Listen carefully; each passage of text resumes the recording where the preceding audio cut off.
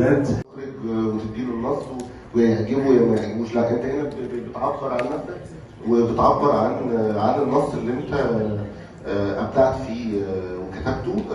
في النهايه مجهودك انت بس اللي هيحكم المساله اذا كانت بالتتويج والفوز او اذا كانت بشيء تاني، دون الانتظار لمجهود حد تاني وراك يدي لك الفرصه دي.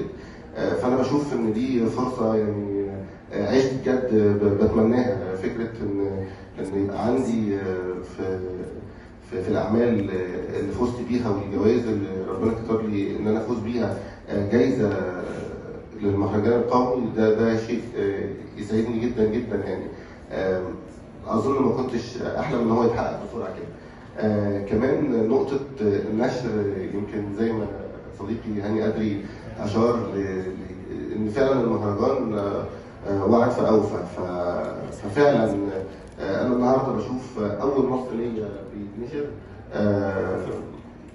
يمكن انا ما كنتش مهتم قوي فكره ان انا يبقى ليا نشر قد ما انا كنت مهتم ان انا عايز ابقى متواجد، عايز ابقى على الساحه. بشوف زمايلي اللي سابقني بخطوات عايز برضو ابقى موجود وسطهم.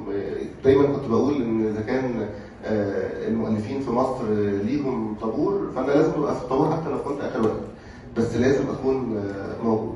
النهارده انا سعيد جدا بشوف اول نص ليا مطبوع في كتاب، وفي كتاب قيم من اصدارات الهيئه المصريه العامه للكتاب، فايز بجائزه مهمه جدا جدا جدا. تقريبا عشت سنين عمري كلها من ساعه بدايتي للكتابه بحلم بيها. فانا بشكر جدا بشكر جدا امانه الجائزه، بشكر المهرجان القومي ان هم قدروا يحققوا لي امنيه كانت غاليه جدا عليا.